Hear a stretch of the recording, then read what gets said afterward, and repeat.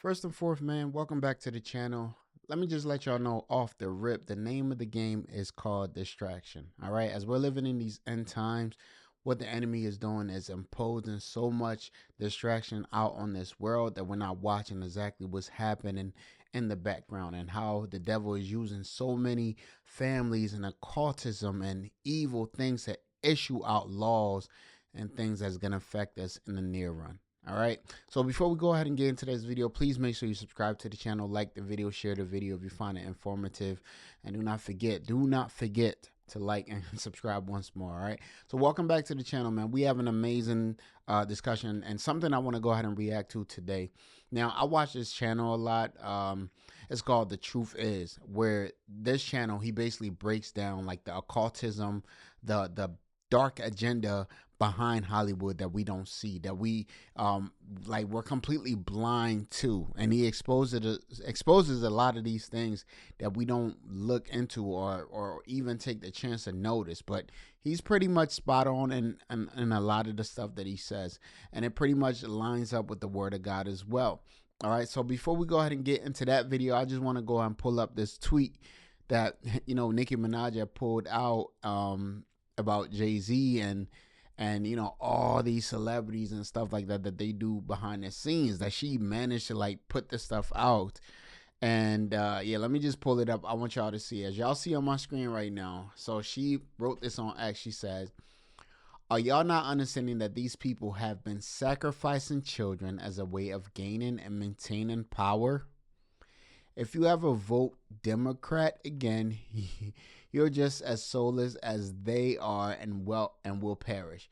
Maybe it's time for me to do the same story time, since I was trying not to say what I know, yet they continue to attempt bullying. Also, blah blah blah. She won't be releasing an album and stuff like that." Honestly, I hear she's talking, but what I see from this and what I understand from this is like she's a puppet also. Like, she's being controlled as well. So she's part of the whole distraction thing. She's part of the whole agenda that the enemy is using to cause people not to pay attention to exactly what is going on.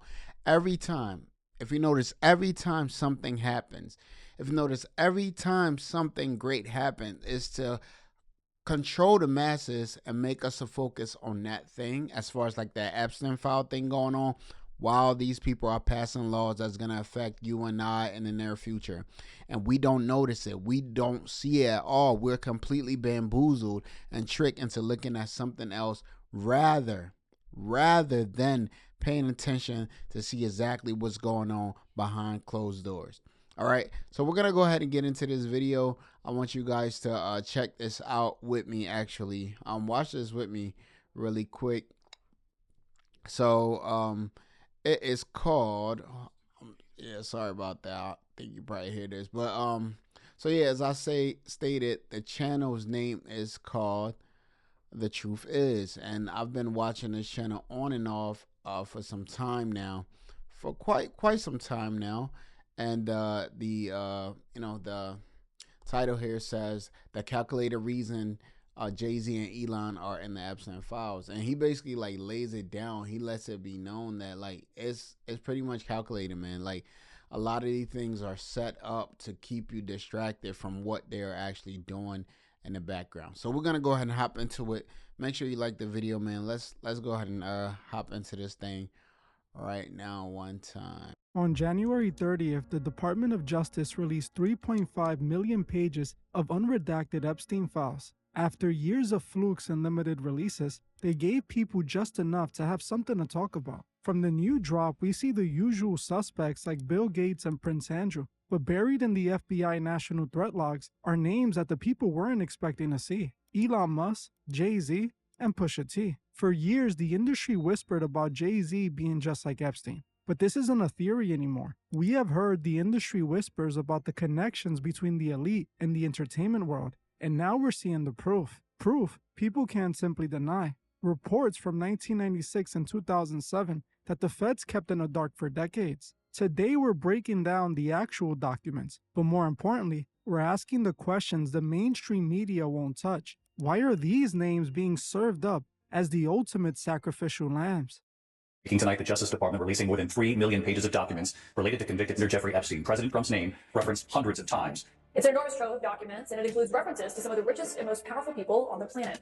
That includes the current president, a former president, cabinet secretaries, a former prime minister, billionaires, and the list goes on and on and on. Including videos, photos, and email correspondences mentioning Elon Musk, former President Bill Clinton, Howard Lutnick, Bill Gates, and President Trump. Unfortunately for Jay, they're saying that he's in the Epstein files. It's very embarrassing. It's very dark and it's very grim. But it's not just Jay-Z. They're also saying that King Push, all right, King Push, Pusha T himself is apparently in the Epstein files too. I cannot believe what I'm seeing. Do you think you're the devil himself? No, but I do have a good mirror. It's a serious question. Do you think you're the devil himself? I don't know. Why would you say that? To understand why these names are just now hitting the surface, you have to understand how the elites play the game. Sacrifice a few guppies in order to protect the bigger fish. This is exactly what we're seeing right now. To understand all of this, it's important to know the difference between the Black Book and the FBI's NTOC logs. The Black Book was Epstein's personal phone book where all the crimes were documented. The NTOC logs, those are the reports from people calling into the FBI to report what they saw. For decades, the Department of Justice kept these investigative files hidden, but for a calculated reason that we will be getting into soon, they have decided to release these new files now. The reason they are releasing these NTOC logs now without hesitation is because this isn't considered factual evidence. They are saying these are just unverified reports people called in of suspected crimes, not actual proof of any of these crimes actually taking place. By releasing these unverified tips, the Department of Justice gives the media big names like Jay-Z to obsess over, knowing they can be seen as factual evidence. It's a calculated stunt to direct the conversation towards the people they've already decided to sacrifice. For years, we have been examining the flight logs, but that was just a manifest of who traveled. The real crimes these people participated in were kept under seal by the Department of Justice. But all of a sudden, they have chosen to put out some big names. Think about that. In these NTOC logs is where the music industry's elite finally appear. Let's start with Jay-Z. One of the most explosive reports in this new drop dates back to approximately 1996. According to the victim's statement to the FBI, she was abducted from her home and woke up drugged in what she believed was Jeffrey Epstein's Florida mansion. But it's who she saw when she woke up that has everyone talking. She identified two men in the room, Harvey Weinstein and Jay-Z. Think about that for a second. In 1996, Jay-Z was just releasing Reasonable Doubt. He wasn't the billionaire mogul we know today. He was an upcoming artist from Brooklyn. The first question we have to ask is, how did a rapper get a seat at a table that included Jeffrey Epstein and the most powerful man in Hollywood? The second question is, if Jay-Z is being accused of being involved with Epstein, is it still far-fetched to believe he did something to a 13-year-old with Diddy? We all remember Jay-Z was sued by a woman accusing him of essaying her when she was 13. Jay-Z made it all go away using powerful lawyers and private investigators. Even though the victim eventually backtracked on her comments, she admitted it was only after Jay-Z was sending private investigators to stalk and intimidate her. It seems that all the stories of Jay and young girls might be true after all. This report suggests that connections between the music industry and the elite was not a conspiracy theory, but the reality. It also proves that these industry gatekeepers are clearly chosen well in advance. That's the only way Jay-Z ended up in the same room as Epstein back in the 1990s. But Jay-Z isn't the only guppy being served up in these logs. If you thought the 1996 report was a red flag, you need to see what the FBI was told about Pusha T. In these newly unsealed documents, the allegations take a turn that is arguably even more sinister. According to a complaint logged in the FBI's National Threat System, a victim didn't just place Pusha T at a party. She identified him as a handler. Think about that word for a second. In the context of these files, handlers are described as the people assigned to establish close friendships with potential victims. Their job was to build trust and lower the victim's guard to make the process easier. The reports detail a party in 2007 where the victim claims she was drugged, clouding her memory. She explicitly identifies Pusha T as one of the individuals who acted as a handler and was present when all the abuse took place. If these DOJ records are true, he isn't just another street rapper, he is a handler for the elite. This is how a rapper with a mediocre career ends up in the elite circles with Jay-Z and Kanye. All of this seems to confirm the link between the music industry and the elite. It's not just internet speculation anymore. Just like Jay-Z in '96, this 2007 report on Pusha T was kept under lock and key by the feds for nearly 2 decades. And just like the Jay-Z file, the Department of Justice is quick to remind us that these are just unverified tips. This brings us back to the Fall Guys. Why give the public names like Pusha T and Jay-Z? Well, because they are the perfect distraction. They are huge names in hip-hop and pop culture that would make the story viral. By letting the world obsess over whether a rapper was a handler in 2007, the people who actually funded the operation get to step back into the shadows. They're giving you just enough truth to keep you from looking at the bigger fish, all while still protecting the guppies in a way. Because these are just unverified reports, no criminal investigation is going to happen, and the celebrities get to deny it all. After a few months of talking about it, it would all go away, and they will go back to business as usual. This is clear evidence. Really quick, yeah, I want to interject here. Like, listen to exactly what he's saying. Like, it's not verifiable facts. Like, these things are just speculations or just people calling in to say this, that happened. It's not like actual factual information. So, like I said, the name of the game is distraction. They're gonna distract you long enough so that you're not paying attention to exactly what's happening in the back end. And I think that's exactly what's happening here. Throw out Jay-Z, Pusha T, Elon Musk, all these big names to distract the masses from exactly what's happening in the back. And that's always been the game plan. Always. Same game, running back over and over and over again. Until people wake up and catch up and see exactly what's happening here. That Epstein was deeply engraved into the Hollywood system, and these celebrities are far more deeper involved than they want us to believe. If Jay-Z and Pusha T files are the distraction, then Gates and Musk are the sacrifice. This is where we move away from unverified hotline tips and into the FBI's digital archive, specifically Jeffrey Epstein's own email logs and draft folders. Unlike the music industry claims, which were external reports, these documents are internal. They show how Epstein viewed his relationship with the most powerful men in tech, Bill Gates and Elon Musk. And the picture it paints reveals the truth about these billionaires. Let's go into the Bill Gates files first. We have heard for years that Gates claimed he regretted his dinners with Epstein, but these new documents from July 2013 suggest a much darker reality.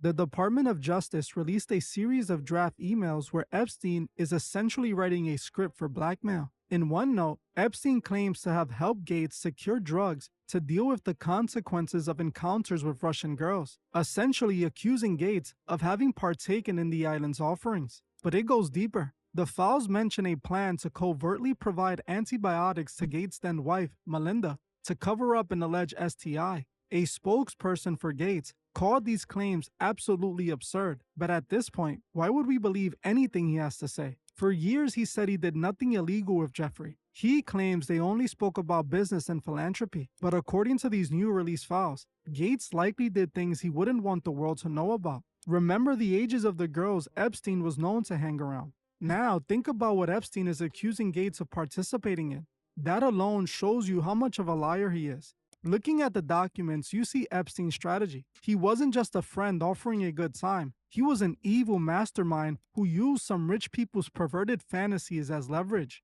By documenting these alleged hookups and medical cover-ups, Epstein was collecting enough dirt to make sure he had the elite on a leash, just like we saw with the Elon Musk connection. Musk spent years on X claiming he refused Epstein's invitations, but the new Epstein drop contains the actual email logs between the two in 2012 and 2013 that tell a completely different story. In November 2012, Epstein emails Musk asking how many seats he needs for a helicopter to his island. Musk doesn't say no. He replies, "Probably just Tallulah and me. What day and night will be the wildest party on your island?" Fast forward to December 2013, and Musk is emailing Epstein once again asking, "Is there a good time to visit?" They even settled on a date, January 2nd. While there's no definitive proof in this specific file that Elon ever made it onto the island, the emails prove that the refusal Musk claimed for years was actually an attempt to erase history. He wasn't avoiding Epstein, he was looking for the wildest party. Think about that. At this point in time, Epstein was already a convicted PDF file. He was known for running around with young girls. Why would someone like Elon Musk want to party with him?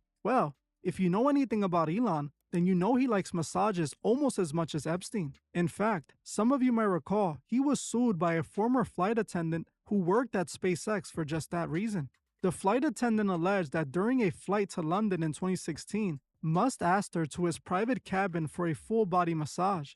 She claimed that Musk then showed her his little Elon, touched her leg without consent, and offered to buy her a horse in exchange for favors. In 2022, reports emerged that Elon Musk and SpaceX paid the flight attendant $250,000 in 2018 to settle the claim. Hearing this, is it really that surprising that Musk was eagerly trying to attend Jeffrey's wildest parties? He attempted to go to the island not once but twice. To me, the fact that there are 2 emails where he's asking to go to the island suggests he likely visited once, enjoyed the massages so much that he wanted to go back a second time. While the DOJ is giving us the music industry tips to keep us distracted, they are giving us the tech elite emails because they can no longer hide the paper trail. These are the people whose relationships with Epstein have already been firmly established. Epstein was a master of blackmail. He wrote down everything he had on these men as insurance. So if the Department of Justice is finally showing us how Epstein leveraged the richest men in the world, we have to ask, who are they still protecting in the millions of pages that remain redacted? If Gates and Musk are being exposed now, who is the big fish that is so important they're willing to burn the world's richest men to keep them safe? Now, I don't want people to think I'm skipping over Donald Trump, as his name was also mentioned several times in these new files. In these files, there were some seriously dark accusations about the man leading the free world. So dark, I can't really get into them on YouTube. But don't worry, I am already working on a deep dive into these accusations that will be dropping in the next few days over on my Patreon. If you're one of my members, you can expect that soon. If you're not a member, you can become one by hitting the link in the comment section or in the description. But as we look at these names, Jay-Z, Pusha T, Elon Musk, and Bill Gates, we have to look at what isn't being shown. 3.5 million pages were released on January 30th. But thousands of those pages are still covered in black ink. These are the redaction games. Throughout the end of 2025, dozens of high-profile John Does fought in federal court to keep their names out of this specific dump. And while the media wants you to focus on the rappers and the tech moguls, they're ignoring the names that the Department of Justice is still willing to go to war to protect. If the government is willing to hand us the unverified reports on a billionaire like Jay-Z, or the email logs of the world's richest man, Elon Musk, you have to ask, who is bigger than them that they're trying to protect?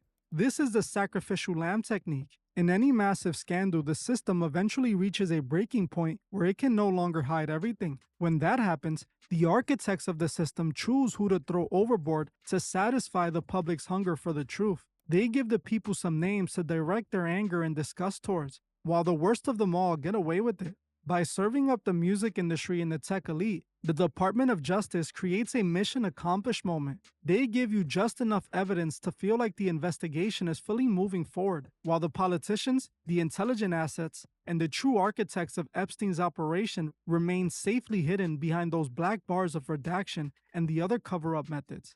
The truth is, the 2026 Epstein files aren't a victory for transparency. They're a masterclass in narrative control. They gave us the names we already suspected, so we stopped looking for the names of the worst monsters of them all. Jay-Z and Pusha T might be in the logs, Musk and Gates might be in the emails, but none of this is 100% proof of what we all know they did. They made sure to release just enough to satisfy but not convict. The story shouldn't end with just who went to the island. It should end with who helped build the system Jeffrey operated in, and why the government is still protecting them 30 years later. What do you think about all of this? Are you at all surprised to see names like Jay-Z and Pusha T in the files? Or were you All right, man. So, I mean, as you can see, he pretty much explains like the whole thing, man. Like I said at the beginning of the video, the name of the game is distraction. Throw out a few little fishes to distract the masses and keep them away from focusing on the real enemy here. That's what it's always been. That's what it's always gonna be.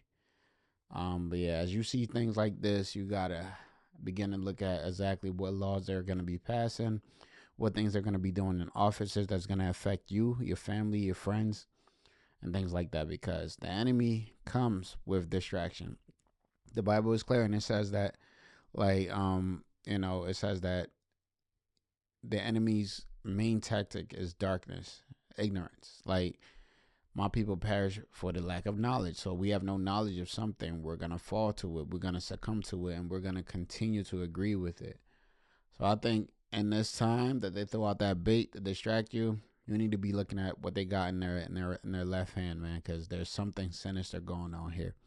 Let me know exactly what you guys think in the comment section. Like the video, share the video, subscribe to the channel. And as I always say at the end of every video, please make sure you seek the Lord for yourself and fasten in the reading of the word and in prayer, because salvation is indeed personal. I'll be seeing y'all in the next one. Subscribe, please. See y'all.